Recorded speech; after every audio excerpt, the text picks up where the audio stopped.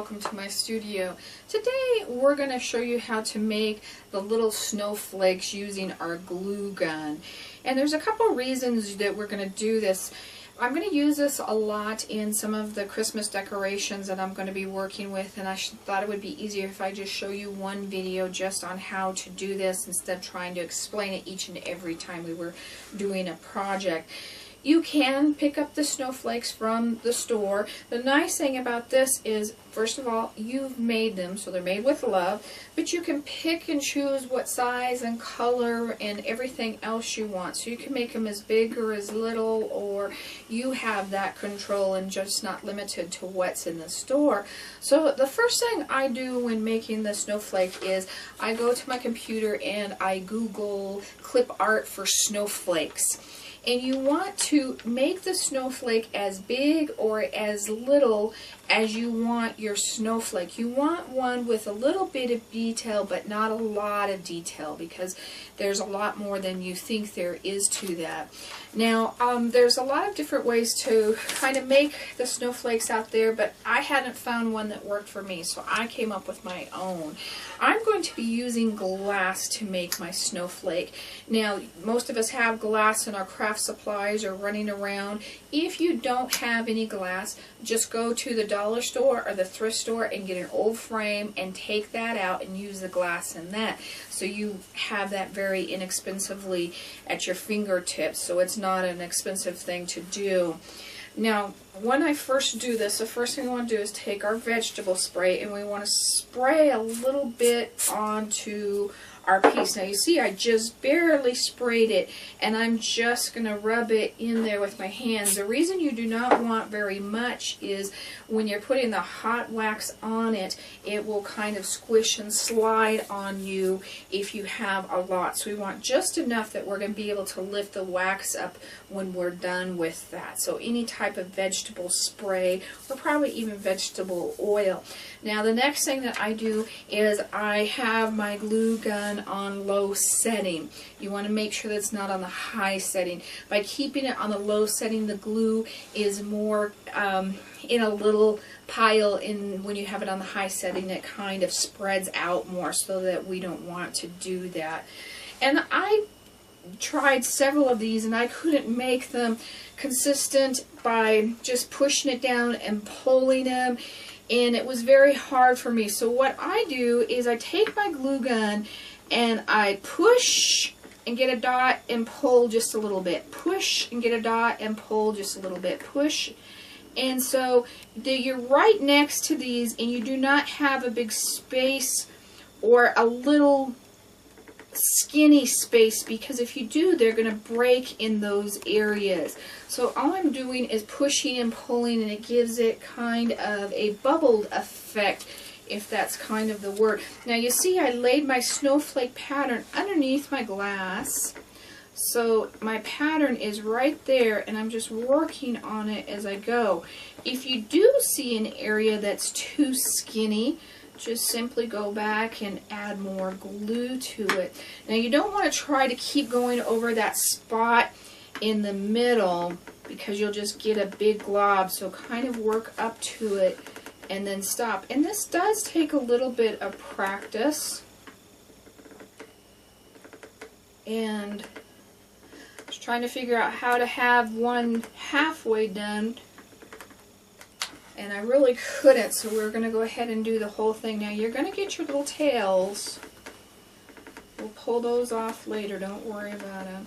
Try to keep these in as straight as line as you can, and you can see I'm just pulling my glue gun in each time. Moving it down to the next section, pulling it in, moving it down.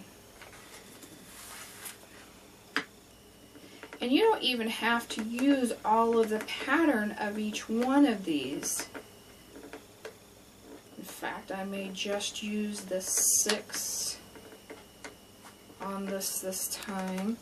Now you can see I have the sides, and I haven't done the sides yet. Now there's a reason for that, is we're letting the other part cool down first before we do the sides.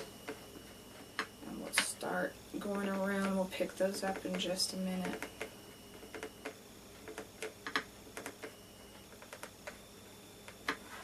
Okay, so the this guy we've got now. So I'm going to do 1, 2. I don't want to pull him because if I pull him, he ends up with a real thin tail right there. So we're going to do 2 squish downs. What would you call that? Where you're holding your hand and pulling on your glue gun. So we're doing 1, 2. And that second one ends up right on the other part of the snowflake. And you can see with my glass too, it's nice because I can turn it. Make sure if you use a frame, be careful, your edges are sharp. Nice with a round one because I don't have those sharp edges. Scrapbooking people, you usually have a piece of glass in your circle cutters and things like that that you can pull out and use. Okay, now we're going to go back and do the other sides. Now, make sure I didn't slide my pattern around too much. So, line it back up. That's nice too, if you do move your pattern, you can simply just line it back up.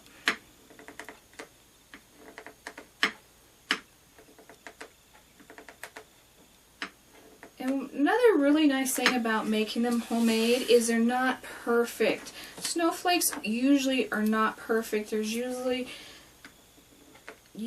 one side is a little bit different, or the crystals do just a little bit different on the snowflake.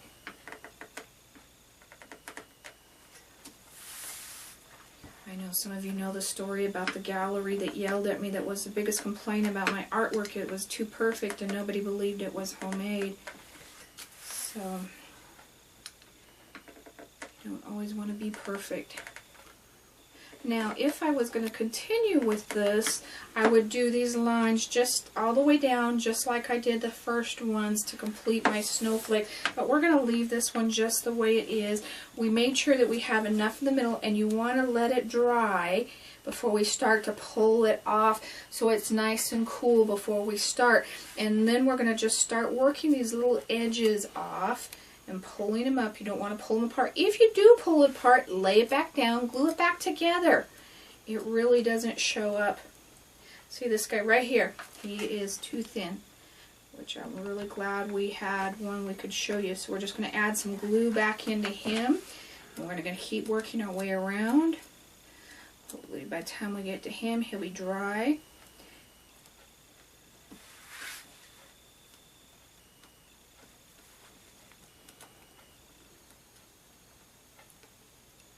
And you do want the lines thicker. When you make them thin, you don't have the stability of the snowflake. Now we're going to come in here and we're going to move all the little spider webs just like you would. And if you have some bigger ones, you can also come in with your hobby knife and cut those off, or a little pair of scissors. But we're just going to remove all of those. Now, a lot of people take them and put glue over them and glitter them, which you can do that, but I really like to take the new Krylon Glitter Blast, and I just lay my snowflake down like on a piece of paper or a paper towel and just hit it with that. When it means blast, it means blast. Stay about 12 inches away from it, shake it up really good, and just hit your snowflake. Isn't that pretty? Nice and simple. And here's one, and I did the other ones in between it that has been done with the glitter right on top, so you've got all that fun shine to it. And if you notice on this one, I usually put a centerpiece on there. This kind of cleans up your sloppy ends, just like when we do the wax design, it cleans up the tails. My favorite thing to use on these right now is you can use rhinestones or something to glue to the middle, but these are little brads. And brads are the things that used to make the people wiggle when we did artwork at school. And just cut these off with your wire cutters, and then just do another dab of glue right in the middle and just set that into your snowflake, and that just really classes that snowflake up even more. So we are done with our little snowflake, If you have any questions about what we did today, please email me at art@miriamjoy.com. For any of the products that you need from Miriam Joy, please visit my website at miriamjoy.com. There's also YouTube videos for more fun YouTubes that we're doing over there, as well as the Facebook page that you can click on and jump over, and you don't have to be a member.